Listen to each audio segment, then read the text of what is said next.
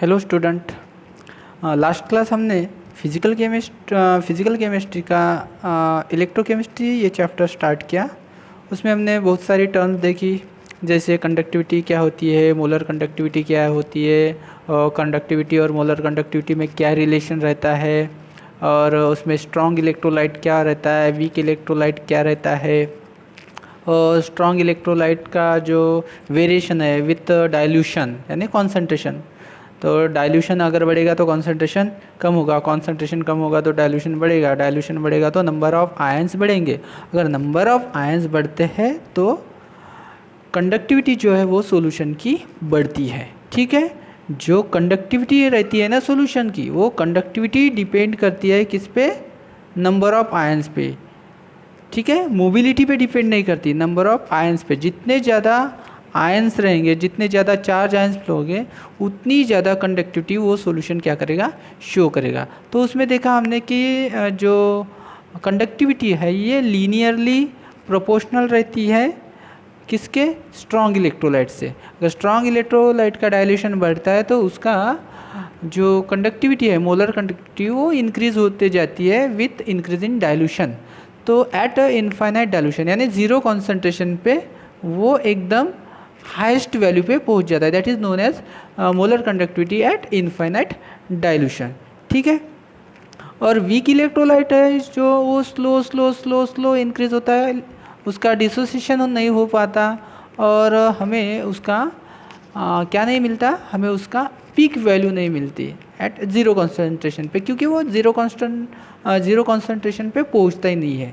ठीक है, इसलिए हम कोरलस लॉ का यूज़ करके क्या कर सकते हैं, स्ट्रॉन्ग इलेक्ट्रोलाइट की मोलर कंडक्टिविटी डिटरमाइन करके उस वीक इलेक्ट्रोलाइट की मोलर कंडक्टिविटी हम उससे क्या कर सकते हैं, डिटरमाइन कर सकते हैं। तो स्ट्रॉन्ग इलेक्ट्रोलाइट वेरिएशन शो करता है, वीक इलेक्ट्रोलाइट वेरिएशन शो नहीं करता है। ठीक है, तो अब ये कंडक्टिविटी मेज़र कैसे की जाती है, ये सबसे बड़ा इंपॉर्टेंट पार्ट है कि मेज़रमेंट ऑफ कंडक्टिविटी कैसे की जाती है। तो वो मेज़रमेंट ऑफ कंडक्टिविटी जो सॉल्यूशन का है, सॉल्यूशन का रेजिस्टेंस पता करके हम उसकी कंडक्टिविटी शो करेंगे। तो सॉल्यूशन तो कुछ वायर नहीं है, मेटल नहीं है जिसको हम लगा दिया और उसकी कंडक्टिविटी फाइंड कर लिए, ऐसा नहीं कर सकते ना। तो उसके लिए हम क्या यूज़ करते हैं, उसके लिए हम कंडक्टिविटी सेल यूज़ करते हैं। क्या यूज़ करते हैं, कंडक्टिविटी सेल। और वो कंडक्टिविटी सेल जो है वो क्या रहता है, तो कंडक्टिविटी सेल एक जो बीकर है, ठीक है, एक बीकर है, उसमें एक सॉल्यूशन है जिसका हमें क्या करना है, कंडक्टिविटी डिटरमाइन करना है। ये सॉल्यूशन है, ठीक है, ये सॉल्यूशन है जिसका कंडक्टिविटी डिटरमाइन करना है। तो उसमें हम क्या करेंगे, एक ग्लास ट्यूब फिट करेंगे। ठीक है, एक ग्लास ट्यूब फिट करेंगे और जिसमें हम क्या करेंगे, दो वायर फिल करेंगे, दो वायर डालेंगे। ठीक है, दो वायर यूज़ करेंगे उसमें, और दो वायर के एंड में हम क्या करेंगे, प्लेटिनम प्लेट कनेक्ट करेंगे। ये दो वायर है, ठीक है। तो ये दो कॉपर वायर है, जिसको क्या कनेक्ट है, प्लेटिनम प्लेट। और ये प्लेटिनम प्लेट जो है, ये क्या किया है, इस प्लेटिनम प्लेट को हमने इसमें सॉल्यूशन में डिप किया है। और ये जो प्लेटिनम प्लेट है इसको हमने फाइनली डिवाइडेड किया किससे, प्लेटिनम ब्लैक से। ठीक है, platinum black by using the chloroplatinic acid. कौन सा, क्लोरोप्लेटिनिक एसिड। तो ये ग्लास ट्यूब है, ठीक है, और इसको यहाँ से सील कर दिया है, और सील में से क्या कर दिया, वायर पास कर दिया। तो ग्लास ट्यूब, ठीक है, ग्लास ट्यूब, थोड़ा हम फास्ट ही लेंगे, ग्लास ट्यूब, ये सॉल्यूशन, ठीक है, सॉल्यूशन, और ये हमारे platinum plate, PT plate, platinum plate. Okay, तो ये अभी क्या होगा, इस सॉल्यूशन में डीप कर लिया, जिसका हमें क्या करना है, रेजिस्टेंस फाइंड करना है, और रेजिस्टेंस से हम इसकी कंडक्टिविटी फाइंड करेंगे। ओके, तो ये हो गया इसका सॉल्यूशन। अभी इसको हम किससे कनेक्ट करेंगे, इसको हम व्हीटस्टोन ब्रिज से कनेक्ट करेंगे। इससे व्हीटस्टोन ब्रिज, तो ये एक ट्रायंगुलर शेप का रहता है व्हीटस्टोन ब्रिज, इस तरह। ठीक है, ये व्हीटस्टोन ब्रिज है, यहाँ पे ये नॉन रेजिस्टेंस लगा दिया है। ठीक है, नॉन रेजिस्टेंस, और ये वायर, ये है वायर AB वायर, ठीक है, और इसको लगा दिया इधर AC सप्लाई, क्या लगा दिया, AC सप्लाई। ओके, और इसको हमने क्या किया, ये इससे इधर से हम फाइंड करेंगे unknown resistance of the solution. Okay, connect कर दिया, तो ये पूरा असेंबली हो गया, ठीक है ना।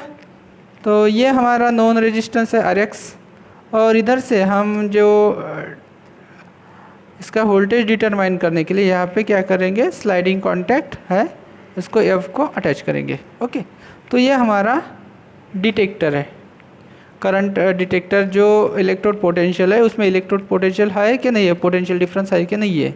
तो जब हम इसको AC सप्लाई स्टार्ट कर देंगे तो क्या होगा, इसमें से करंट फ्लो हो जाएगा, और करंट फ्लो होके यहाँ से कंडक्टिविटी यानी आयंस फ्लो होना स्टार्ट हो गए।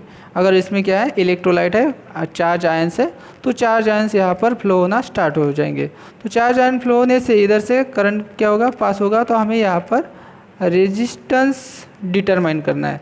तो इसका रेजिस्टेंस हमने ले लिया, resistance of solution. Okay, so this is the diagram of Wheatstone bridge and which is connected to the conductivity cell। तो इससे हमें क्या मिलेगा, इससे हमें रेशियो मिलता है, resistance of solution upon the known resistance is equal to. अभी इस स्लाइडिंग पॉइंट को यहाँ पे क्या करना है, स्लाइड करना है। तो इस तरह स्लाइड करना है कि इसका क्या मिलना चाहिए, गैल्वेनोमीटर में डिफ्लेक्शन क्या मिलना चाहिए, 0 मिलना चाहिए। तो जिस पॉइंट पे हमें गैल्वेनोमीटर का डिफ्लेक्शन क्या मिलेगा, 0 मिलेगा, उस पॉइंट पे हम क्या करेंगे, उस सॉल्यूशन का रेजिस्टेंस क्या करेंगे, डिटरमाइन करेंगे, उस सॉल्यूशन का रेजिस्टेंस डिटरमाइन करेंगे। सपोज ये भी इस वायर की लेंथ है और C पॉइंट पे हमें क्या मिला, नल डिफ्लेक्शन यानी 0 डिफ्लेक्शन मिला। तो इसका रेशियो हो जाएगा resistance of solution upon known resistance is equal to length of AC upon length of BC। तो लेंथ ऑफ AC मिल गया, लेंथ ऑफ BC मिल गया, ये हमारे पास नॉन रेजिस्टेंस है।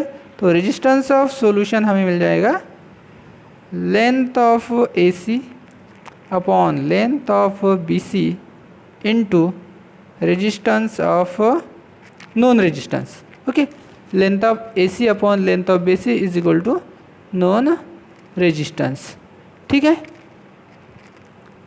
और हम अभी बात करेंगे कि इससे हम क्या करेंगे, सेल कांस्टेंट फाइंड करेंगे। दूसरा टर्म ये हो गया कंडक्टिविटी ऑफ सेल कैसे, तो इससे हमने क्या किया, सॉल्यूशन का रेजिस्टेंस निकाल लिया। तो हमें क्या फाइंड करना है, अभी कंडक्टिविटी फाइंड करना है। तो कंडक्टिविटी फाइंड करने के लिए हमारा फॉर्मूला है कि conductivity of solution is equal to 1/r into L upon A. Last class हमने पढ़ा है, ठीक है, लास्ट क्लास हमने पढ़ा है। ओके, और L अपॉन ए जो रहता है इसको हम क्या बोलते हैं, सेल कांस्टेंट। क्या बोलते हैं, cell constant. Cell constant is equal to रहता है L अपॉन ए। तो सेल कांस्टेंट का यूनिट क्या रहेगा, सेल कांस्टेंट का unit centimetre upon centimetre square, that is centimetre inverse. So cell constant का यूनिट रहेगा सेंटीमीटर इनवर्स। ओके, क्लियर है यहाँ तक बच्चों। फॉर्मूला हमारा है conductivity is equal to 1/r into L upon A. Cell constant हो गया हमारा L अपॉन ए। और इससे हम क्या कर सकते हैं, यहाँ पर K की L अपॉन ए की जगह हमने सेल कांस्टेंट लिख दिया, तो क्या हो जाएगा, cell constant divided by resistance of the solution. Okay, ये हमारा फॉर्मूला मिल गया। किसका फॉर्मूला मिल गया, कंडक्टिविटी का। Conductivity is equal to cell constant upon the resistance of solution. तो रेजिस्टेंस ऑफ सॉल्यूशन तो हमें पता है, कैसे फाइंड करेंगे, रेजिस्टेंस ऑफ सॉल्यूशन हम फाइंड करेंगे किससे, व्हीटस्टोन ब्रिज एक्सपेरिमेंट से। सो हमें यहाँ पे cell constant is equal to क्या फॉर्मूला बनेगा, cell constant is equal to हमारा फॉर्मूला बनेगा, क्या बनेगा, K ऑफ सॉल्यूशन, ठीक है, conductivity of solution into resistance of solution, conductivity of solution into resistance of solution. ये भी एक फार्मूला हमें मिल जाता है, ठीक है। ये दूसरा फार्मूला है, ठीक है। Conductivity is equal to cell constant upon resistance and cell constant is equal to conductivity into resistance of solution, ठीक है, conductivity of solution upon resistance of solution. Okay, clear है यहाँ तक। फिर हम गिवन सॉल्यूशन की कंडक्टिविटी कैसे determine करेंगे, तो वही formula, conductivity is equal to cell constant upon resistance of, यहाँ पे मैं आर की जगह रेजिस्टेंस ऑफ सॉल्यूशन लिख दूंगा। ठीक है, हो गया। ठीक है, इससे हम मोलर कंडक्टिविटी कैसे डिटरमाइन करेंगे, तो मोलर कंडक्टिविटी का फार्मूला है हमारे पास, molar conductivity is equal to क्या है 1000 के अपॉन सी, है ना, 1000 के अपॉन सी।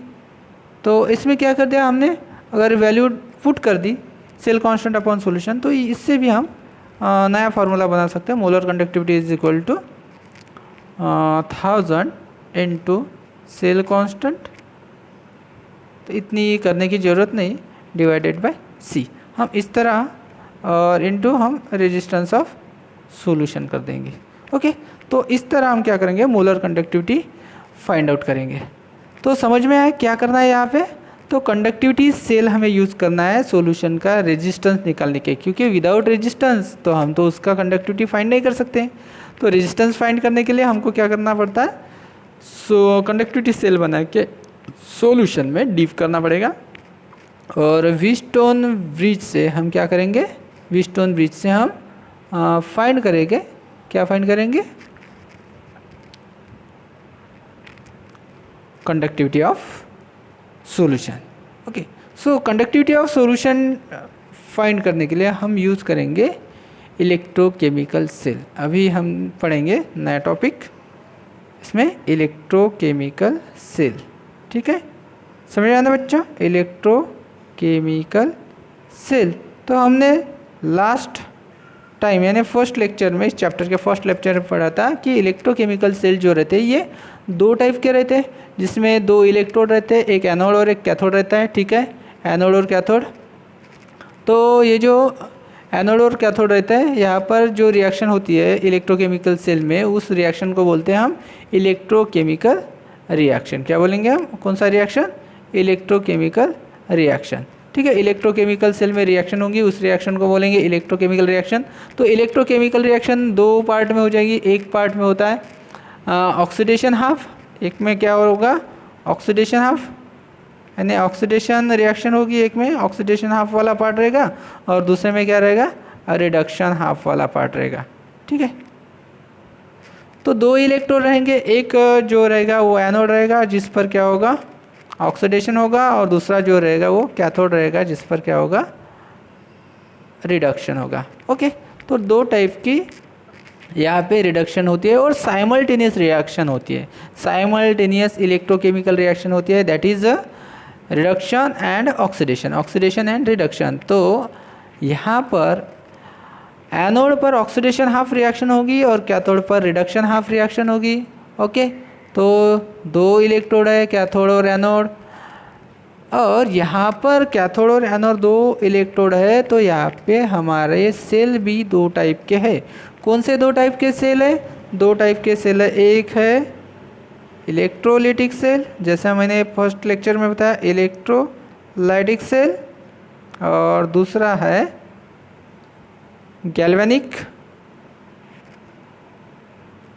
और वोल्टेइक सेल, गैल्वेनिक और वोल्टेइक सेल। तो इलेक्ट्रोलाइटिक सेल क्या होता है, गैल्वेनिक और वोल्टेइक सेल क्या होता है, इसमें नॉन स्पॉन्टेनियस, क्या non spontaneous reaction carried out की जाती है forcefully by applying electrode potential और external potential, electrical potential apply करके हम नॉन स्पॉन्टेनियस रिएक्शन को फोर्सफुली कैरिड आउट करते हैं। और यहाँ पे स्पॉन्टेनियस केमिकल रिएक्शन जो है, यहाँ पर क्या होती है, spontaneous chemical reaction carry out होती है, स्पॉन्टेनियस केमिकल रिएक्शन यहाँ पर कैरी आउट होती है। ओके, ये बात क्लियर है। तो इस रिएक्शन को हम बोलेंगे इलेक्ट्रोलिसिस। इलेक्ट्रोलिसिस यानी जो आयंस रहते हैं या फिर जो इलेक्ट्रोलाइट रहता है उसका ब्रेक डाउन होता है by passing the electric current, by passing electric current, electric energy pass करके हम क्या कर सकते हैं, इलेक्ट्रोलाइट का ब्रेक डाउन कर सकते हैं। तो इसको बोलते हैं हम इलेक्ट्रोलिसिस, एक्सटर्नल सोर्स यूज़ करके हम सॉल्यूशन का ब्रेक डाउन करते हैं, इलेक्ट्रोलाइट का ब्रेक डाउन करते हैं, सो इसको बोलेंगे हम इलेक्ट्रोलिसिस। और इसमें एनोड जो रहता है वो उस पर ऑक्सीडेशन होता है और वो क्या रहता है,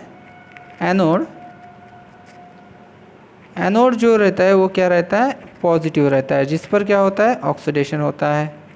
ठीक है।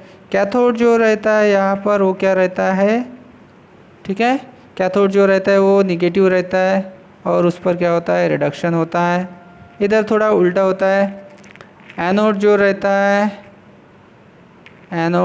रहता है यहाँ पे वो निगेटिव रहता है, एनोड पर हमेशा क्या होगा, ऑक्सीडेशन होगा। और कैथोड जो रहता है वो इस केस में क्या रहेगा, पॉजिटिव साइन रहेगा उसका और वहाँ पे हमेशा रिडक्शन हो गया। ये बात समझ में आई। ठीक है। तो इसको अगर नोटेशन ध्यान में रखना है तो इसको एक वर्ड है लोन करके, क्या है, लोन यानी लेफ्ट हैंड साइड इलेक्ट्रोकेमिकल के लिए, लेफ्ट हैंड साइड जिस पर ऑक्सीडेशन होता है, जो एनोड रहता है और एनोड का साइन क्या रहता है, निगेटिव रहता है। तो लोन वर्ड यूज़ करना। ठीक है। तो लोन से हमें एक एनोड ध्यान में रहेगा, कैथोड तो उससे हम ध्यान में रख सकते हैं। इधर जो पॉजिटिव टर्मिनल बैटरी का कनेक्ट रहता है उसको हम एनोड बोलेंगे, जिसको नेगेटिव टर्मिनल बैटरी का कनेक्ट रहता है उसको हम क्या बोलेंगे, कैथोड बोलेंगे। तो ये हो गया इलेक्ट्रोलिटिक सेल और गैल्वेनिक सेल के बीच में डिफरेंस। अभी हम एक एक सेल की स्टडी करेंगे, वन बाय वन सेल की क्या करेंगे, स्टडी करेंगे। तो फर्स्ट हम इलेक्ट्रोलिसिस वाला पार्ट देखेंगे। ठीक है। उसमें क्या रहता है, इलेक्ट्रोलिटिक सेल रहता है। तो फर्स्ट इलेक्ट्रोलिटिक सेल,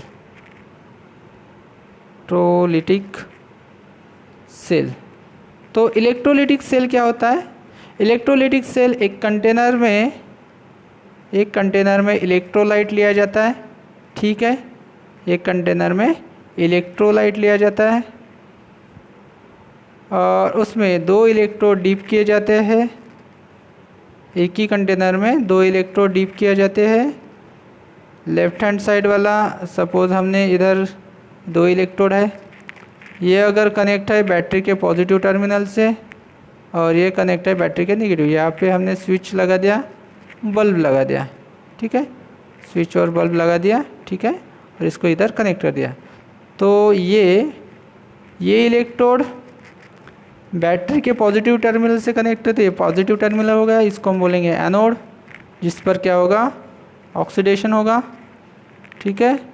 और दूसरा जो टर्मिनल है ये निगेटिव टर्मिनल से कनेक्ट है, दूसरा इलेक्ट्रोड, ये होगा कैथोड और कैथोड पे क्या होगा, रिडक्शन होगा। तो इस तरह सपोज इस सॉल्यूशन में हम इलेक्ट्रोलाइट लिए, इलेक्ट्रोलाइट का कटायंस और अनायंस बन गया। तो कटायंस कहाँ पे जाके डिस्चार्ज होगा, कटायन डिस्चार्ज होगा नेगेटिव चार्ज इलेक्ट्रोड पे, और अनायन पॉजिटिव चार्ज पे जाएगा। ठीक है। तो अनायन पॉजिटिव चार्ज पे जाएगा तो इस पर इलेक्ट्रॉन वो डिपॉजिट करेगा, ये इलेक्ट्रॉन्स इधर से निकल के एनोड पे जाएगा, यानी पॉजिटिव टर्मिनल बैटरी से, पॉजिटिव टर्मिनल बैटरी वो इलेक्ट्रॉन को सक करेगा और उसको पास कर देगा कहाँ पे, निगेटिव टर्मिनल यानी कैथोड पे। तो यहाँ पर लॉस ऑफ इलेक्ट्रॉन हो रहा है एनोड पे, तो एनोड पर क्या होगा, लॉस ऑफ इलेक्ट्रॉन एनोड पर। ठीक है। एनोड पर लॉस ऑफ इलेक्ट्रॉन होगा। सपोज एनोड पर अनायन जाएगा, नेगेटिव चार्ज आयन जाएगा और ए फॉर्म होगा और इलेक्ट्रॉन लूज करेगा। और कैथोड पे क्या होगा, कटायन जाएगा और वो उस इलेक्ट्रॉन को गेन करेगा जो एनोड ने लूज किया है और ये फॉर्म हो जाएगा। तो ये यहाँ पर क्या हो रहा है, यहाँ पर ऑक्सीडेशन हो रहा है और यहाँ पर रिडक्शन हो रहा है। तो चलो हम इस इलेक्ट्रोलिटिक सेल के कुछ एग्जांपल्स देख लेते हैं। ठीक है। तो फर्स्ट एग्जांपल समझ में आना क्या हो रहा है रिएक्शन यहाँ पे, एक मिनट। सो हम स्टार्ट करते हैं इलेक्ट्रोलिसिस ऑफ मोल्टन NaCl से। किससे, इलेक्ट्रोलिसिस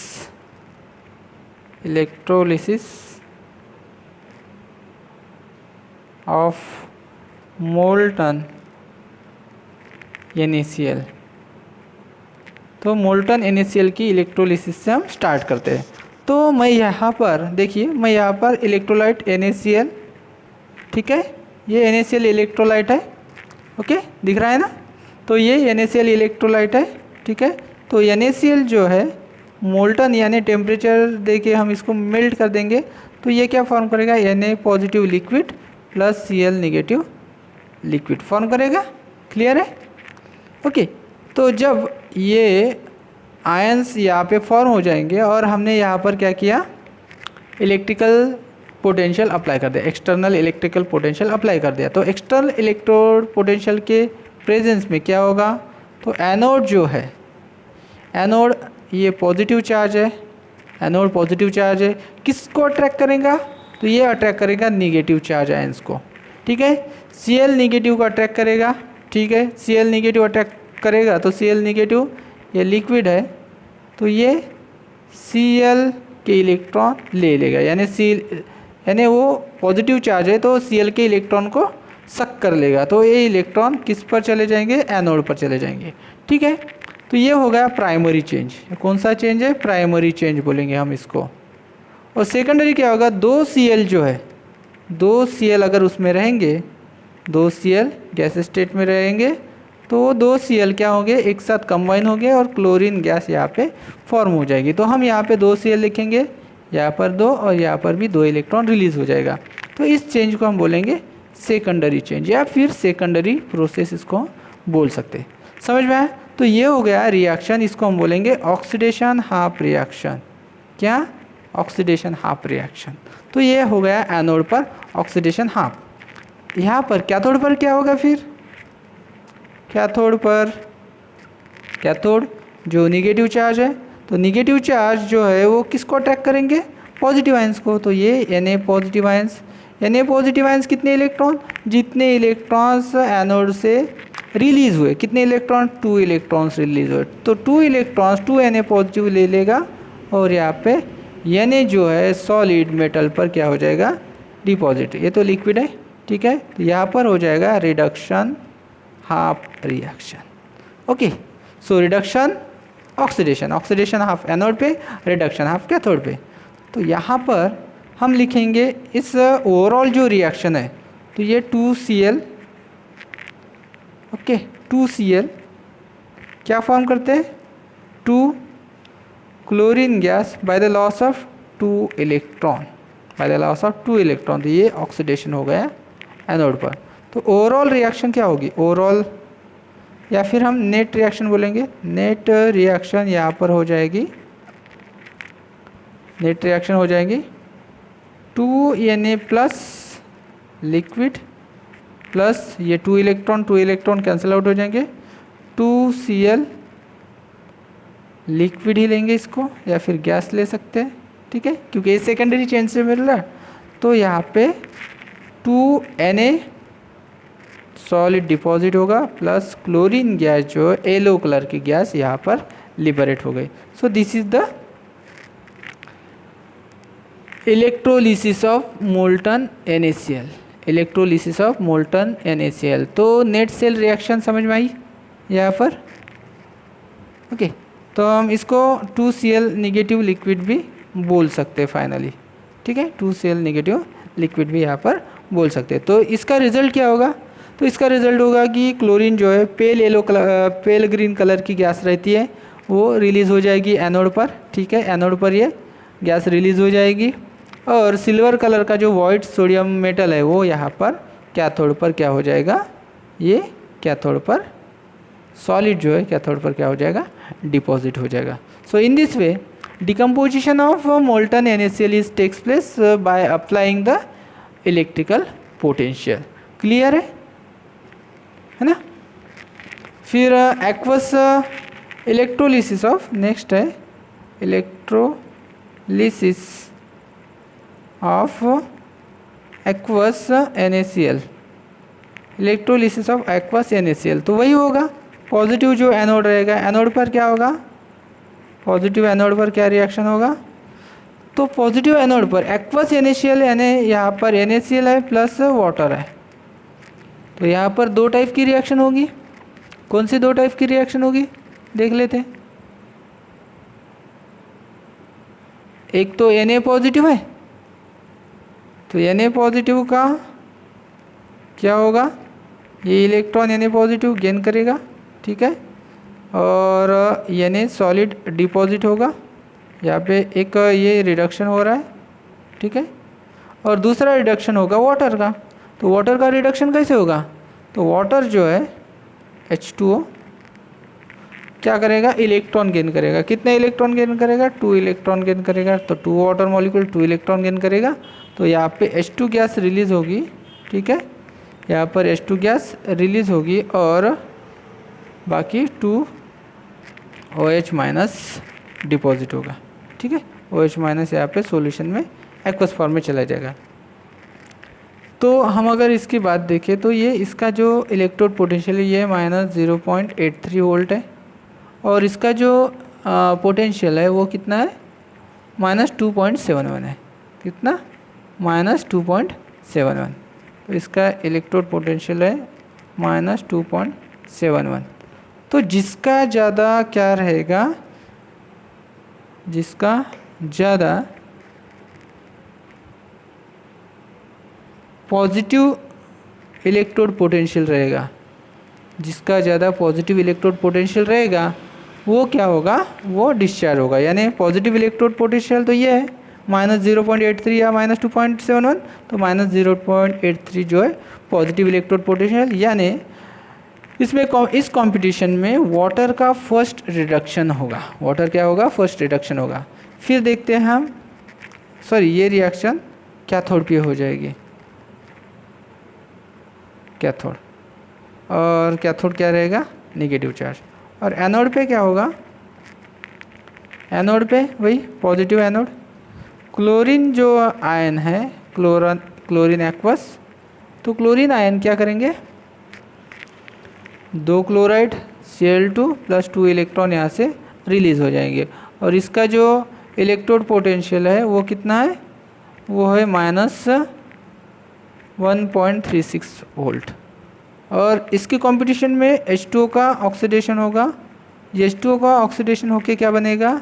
H2O का ऑक्सीडेशन होके O2 + 4H + 2 इलेक्ट्रॉन, और इसका इलेक्ट्रोड पोटेंशियल है कितना?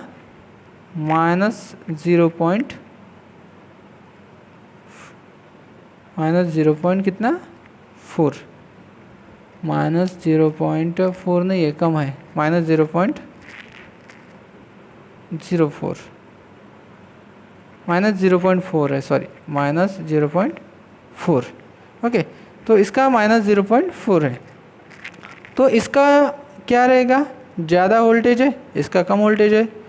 तो इस कंपैरिजन में क्या होना चाहिए? जो O2 गैस है वो फॉर्म होना चाहिए Cl gas, but due to over voltage, किसके कारण? ओवर वोल्टेज के कारण इसका जो सेल की रिएक्शन को जो वोल्टेज रखता है ना वो नियरली कितना लगता है? 1.48 वोल्ट लगता है। तो 1.48 वोल्ट की वजह से क्या होगा? इसके कंपटीशन में क्लोरीन गैस फर्स्ट लिबरेट होगा, यानी ऑक्सीडेशन किसका? क्लोराइड आयन का ऑक्सीडेशन होगा। तो नेट सेल रिएक्शन यहाँ पे क्या बनेगी?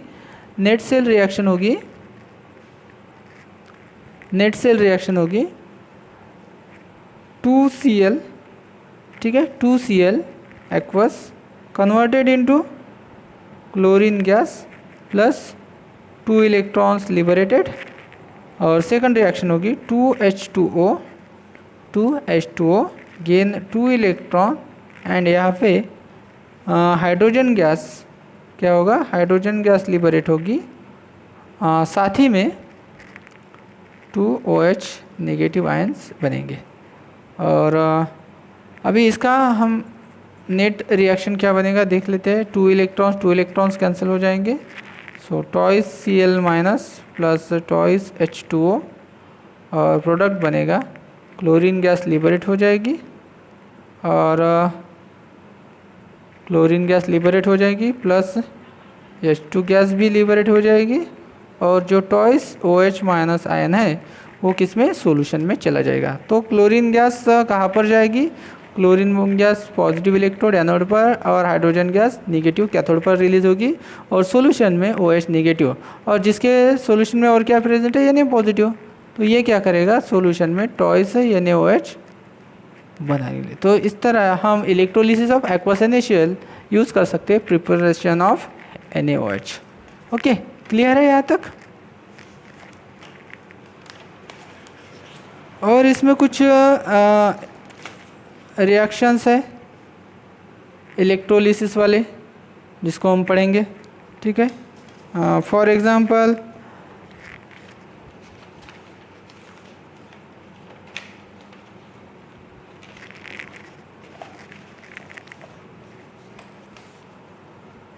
इलेक्ट्रोलिसिस ऑफ एक्वस NaOH, है ना, इलेक्ट्रोलिसिस ऑफ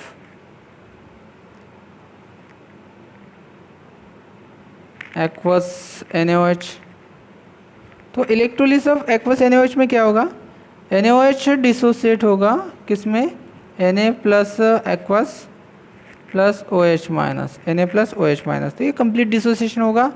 और वाटर का भी डिसोसिएशन होगा H plus and OH minus में, H plus and OH minus में। तो ये वाटर जो है वो स्लाइटली डिसोसिएट होगा। तो एट कैथोड क्या रिएक्शन होगी, तो रिडक्शन होगी। रिडक्शन कैसे होगा, 2H प्लस जो है, 2H प्लस क्या करेंगे, 2 इलेक्ट्रॉन गेन करेंगे और हाइड्रोजन गैस यहाँ पर रिलीज हो जाएगी, ठीक है। और एनोड पर क्या रिएक्शन होगी, एट एनोड पर रिएक्शन होगी 2OH जो है वाटर का 2OH, ये क्या करेगा, 2 इलेक्ट्रॉन रिलीज कर देगा और क्या बन जाएगा यहाँ पर H2O, ओके, प्लस ऑक्सीजन, और यहाँ पे 2 इलेक्ट्रॉन क्या हो जाएगा, रिलीज हो जाएगा, ठीक है। तो ऑक्सीजन जो है ये प्राइमरी चेंज हो गया, ऑक्सीजन कंबाइन होके O2 गैस यहाँ पर रिलीज हो जाएगी, okay. So this is electrolysis of NaOH। तो NaOH का क्या हो जाएगा, NaOH का डिसोसिएशन हो गया। NaOH का डिसोसिएशन किस में होगा, NaOH का इलेक्ट्रोलिसिस होके टॉइस NaOH का इलेक्ट्रोलिसिस होगा और यहाँ पे क्या बन जाएगा, 2Na solid plus H2 plus O2। ये नेट इसका रिएक्शन हो जाएगा NaOH एक्वस सॉल्यूशन का, ठीक है। दूसरा इलेक्ट्रोलिसिस ऑफ एक्वस NaCl होगा electrolysis of copper sulphate, electrolysis of aqueous copper sulphate, aqueous copper sulphate. तो aqueous copper sulphate using inert platinum electrode, किसका, प्लैटिनम इलेक्ट्रोड का यूज़ करके हम इसका क्या करेंगे, इलेक्ट्रोलिसिस करेंगे। तो इलेक्ट्रोलिसिस में इसका क्या हो जाएगा, CuSO4 एक्वस का क्या हो जाएगा, इसका Cu2 plus aqueous plus SO4 2 minus aqueous, okay. So at cathode क्या रिएक्शन होगा, एट कैथोड तो Cu2 प्लस क्या करेगा, 2 इलेक्ट्रॉन गेन करेगा और कॉपर मेटल जो है वो कहाँ पर डिपॉजिट होगा, कैथोड पर डिपॉजिट होगा, यानी यहाँ पर क्या होगा, रिडक्शन होगा। और दूसरी तरफ एट एनोड, एनोड पर क्या होगा, एनोड पर वाटर का 2OH माइनस, वाटर का 2OH माइनस क्या करेगा, 2 इलेक्ट्रॉन लूज कर देगा, टॉइस OH बन जाएगा, 2 इलेक्ट्रॉन लूज कर देगा, ये प्राइमरी चेंज होगा। फिर ये टॉइस OH का कन्वर्शन, ये टॉइस OH का कन्वर्शन किस में हो जाएगा, H2O प्लस O, और जो ऑक्सीजन कंबाइन होके क्या बनाएगा, O2 गैस यहाँ पर रिलीज कर देगा। तो नेट रिएक्शन यहाँ पर क्या होगी, CuSO4 plus H2O, okay, CuSO4 plus H2O, Cu is deposited at cathode and O2 is liberated at anode। O2 क्या होगा, एनोड पर लिबरेट होगा, ओके। और साथ में क्या प्रोडक्ट रहेगा, H2 है ना, टॉइस। तो ये भी हम टॉइस लेंगे, ये भी टॉइस लेंगे, ठीक है। तो SO4, तो टॉइस H2SO4 इस सॉल्यूशन में चला जाएगा। ओके, तो SO4 क्यों यहाँ पे SO4 का ऑक्सीडेशन नहीं होगा, क्योंकि OH का जो रिडक्शन पोटेंशियल है वो पॉजिटिव ज़्यादा है एज़ कम्पेयर टू SO4 से। So this is all about the electrolysis reaction. तो इलेक्ट्रोलिसिस में हम देखेंगे कि इलेक्ट्रोलिसिस का जो पार्ट है वो सिग्निफिकेंस क्या रहता है। तो यहाँ पर इलेक्ट्रोलिसिस के लिए जो लॉज यूज़ होते हैं उसको बोलते हैं फैराडेज लॉज ऑफ इलेक्ट्रोलिसिस। एक minute, Faraday's law of electrolysis. तो इसके जो क्वांटिटेटिव एस्पेक्ट है इलेक्ट्रोलिसिस के, एस्पेक्ट ऑफ इलेक्ट्रोलिसिस या फिर quantitative of aspect of electrolysis, तो यहाँ पर अप्लाई होते हैं फैराडेज लॉ। तो फैराडेज के दो लॉ है। फर्स्ट लॉ ऑफ फैराडेज क्या बोलता है? फैराडेज फर्स्ट लॉ बोलता है wait of substance deposited is directly proportional to weight of substance deposited is directly proportional to quantity of electricity passed through the solution. So Q is equal to क्या रहता है? current into time. So W is directly proportional to I into T. Okay, W is directly proportional to I into T और यहाँ पर proportionality constant जो रहता है वो रहता है Z. So Z into I into T. Okay, या फिर हम इसको I इंटू टी क्यू या फिर क्यू जेड भी इसको हम बोल सकते हैं। So where I is current, T is time, Q is quantity of electricity pass in coulomb, Z is the constant known as electrochemical equivalence. क्या बोलते हैं Z को?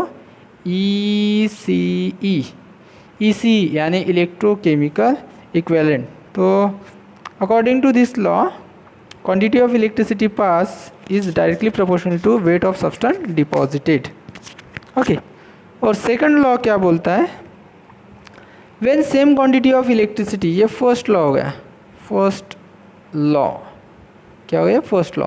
और सेकंड लॉ क्या बोलता है? सेकंड लॉ बोलता है जब same quantity of electricity is pass through the solution which are connected in series the mass of substance deposited, ठीक है। सपोज यहाँ पर weight of substance deposited is directly proportional to क्या है?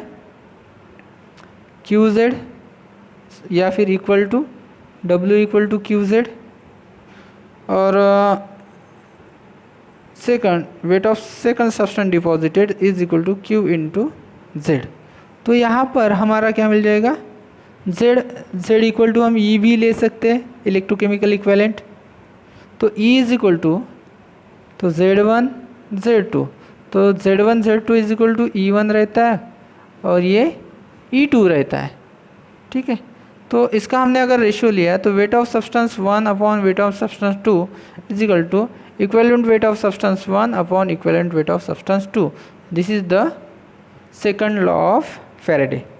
सो दिस इज नोन एज, सो हम इसको बोलते हैं electrochemical equivalent Z, ECE। Z is directly proportional to equivalent weight of any substance. Z is directly proportional to equivalent weight of any substance. Okay, अरे यार, ठीक है।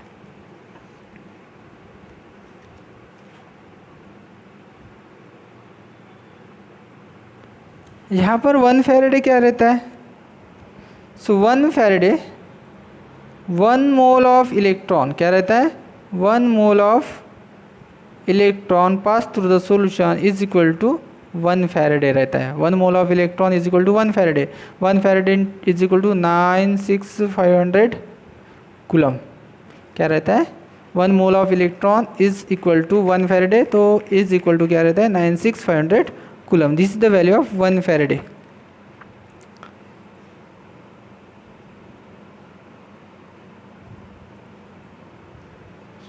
This is the value of 1 Faraday. Okay, तो Faraday's law पे कुछ calculations रहते हैं। Faraday's law पे कुछ कैलकुलेशंस रहते हैं, उस कैलकुलेशन को आप देखिए, पढ़िए और न्यूमेरिकल्स करके देखिए। क्या करके देखिए? न्यूमेरिकल्स करके देखिए। सो हम यहाँ पर कुछ फैक्टर्स देखेंगे जो सॉल्यूशन को क्या करते हैं, अफेक्ट करते हैं। तो फैक्टर्स अफेक्टिंग मोलर कॉन्सेंट्रेशन, तो कौन कौन से फैक्टर अफेक्ट करते हैं मोलर कॉन्सेंट्रेशन को? फैक्टर्स अफेक्टिंग मोलर कॉन्सेंट्रेशन, तो कुछ फैक्टर्स है जो मोलर कॉन्सेंट्रेशन को अफेक्ट करते। एक, nature of electrolyte, nature of electrolyte. अगर इलेक्ट्रोलाइट स्ट्रांग है तो उसका ज़्यादा से ज़्यादा क्या होगा, डिसोसिएशन होगा। इलेक्ट्रोलाइट अगर स्ट्रांग है तो उसका ज़्यादा से ज़्यादा डिसोसिएशन होगा, और जितना ज़्यादा डिसोसिएशन होगा उतना ज़्यादा कंडक्टिविटी वो क्या करेगा, शो करेगा। Factors affecting molar conductivity, factors affecting molar conductivity. तो मोलर कंडक्टिविटी पे क्या असर होगा? तो nature of electrolyte, if electrolyte is strong it completely ionise and gives higher number of ions and gives higher conductivity. दूसरा factor है concentration of solution, concentration of solution. तो concentration of solution is inversely proportional to the molar conductivity, is inversely proportional to molar conductivity. तीसरा factor है temperature. Molar conductivity वाला factor हमने पढ़ लिया है कोरलाश लॉ में, ठीक है। टेम्परेचर, तो टेम्परेचर अगर बढ़ता है, इंक्रीजिंग टेम्परेचर क्या होगा, डिक्रीजेस इंटरआयोनिक अट्रैक्शन, डिक्रीजेस इंटरआयोनिक अट्रैक्शन, तो इसका विस्कोसिटी क्या होगा, कम होगा, और उस वजह से टेम्परेचर की वजह से सॉल्यूशन का जो है डिसोसिएशन ज़्यादा होगा। यानी हम बोल सकते हैं कि temperature is directly proportional to molar conductivity, concentration is inversely proportional to molar conductivity. Okay, viscosity of solvent, higher the viscosity lower is the higher the viscosity, viscosity अगर बढ़ती है तो क्या होगा, विस्कोसिटी बढ़ने पर फ्लो ऑफ आयन जो होगा वो कम होगा, यानी ये इनवर्सली प्रोपोर्शनल टू क्या रहेगा, मोलर कंडक्टिविटी रहेगा।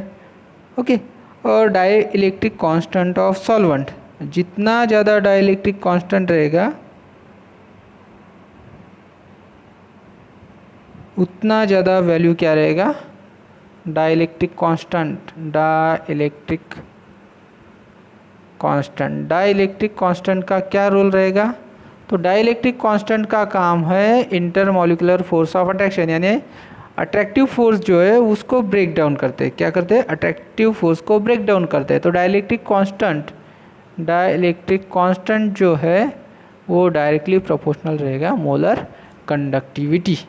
Okay, so these are the factor on which क्या रहेगा, मोलर कंडक्टिविटी डिपेंड करेगा, on which molar conductivity depend करेगा। तो मोलर कंडक्टिविटी ये इलेक्ट्रोलाइट है, जितना ज़्यादा ये आयोनाइज होगा उतनी ज़्यादा उसकी क्या रहेगी, मोलर कंडक्टिविटी रहेगी। डाइल्यूशन करेंगे कॉन्सेंट्रेशन कम होगा, तो डाइल्यूशन के साथ साथ नंबर ऑफ आयंस बढ़ेंगे, कॉन्सेंट्रेशन कम होगा, नंबर ऑफ आयंस बढ़ेंगे तो मोलर कंडक्टिविटी इंक्रीज होगी, ठीक है। तो डायल्यूशन यानी concentration is inversely proportional to molar conductivity, या फिर molar conductivity is inversely proportional to concentration. Temperature बढ़ाने पे जो आयंस है वो अलग अलग होंगे, सेपरेट होंगे, तो ज़्यादा से ज़्यादा आयंस फॉर्म होंगे और उस वजह से टेम्परेचर के कारण मोलर कंडक्टिविटी बढ़ती है। विस्कोसिटी, तो विस्कोसिटी के कारण क्या नहीं होगा, आयंस का फ्लो कम होगा, विस्कोसिटी ज़्यादा रहेगी, आयंस का फ्लो कम होगा, तो viscosity is inversely proportional to molar conductivity. और डाइलेक्ट्रिक कांस्टेंट ये फोर्स ऑफ अट्रैक्शन को कम करने के काम का आता है, तो फोर्स ऑफ अट्रैक्शन कम करेगा, जितना ज़्यादा डाइलेक्ट्रिक कांस्टेंट रहेगा उतना ज़्यादा आयंस का क्या होगा, सेपरेशन होगा, और उतना ज़्यादा हमारा मोलर कंडक्टिविटी बढ़ेगा। So this is all about the conductivity, molar conductivity, Kohlrausch law, electrolysis. Okay, so ionic mobility क्या फैक्टर रहता है, आयोनिक मोबिलिटी, तो जितने ज़्यादा उसमें डिफरेंस रहेगा, पोटेंशियल डिफरेंस रहेगा, उतनी ज़्यादा उसकी क्या होगी, मोबिलिटी होगी। लेकिन आयोनिक मोबिलिटी के वजह से कंडक्टिविटी नहीं बढ़ेगी, आयोनिक मोबिलिटी की वजह से कंडक्टिविटी नहीं बढ़ेगी। So this is all about the electrolytic cell, conductivity, cell constant. Okay, so next class हम स्टार्ट करेंगे इलेक्ट्रोकेमिकल सेल का दूसरा टाइप, जिसका नाम है voltaic cell or galvanic cell. Okay, so this is all about the today's session. Thank you very much.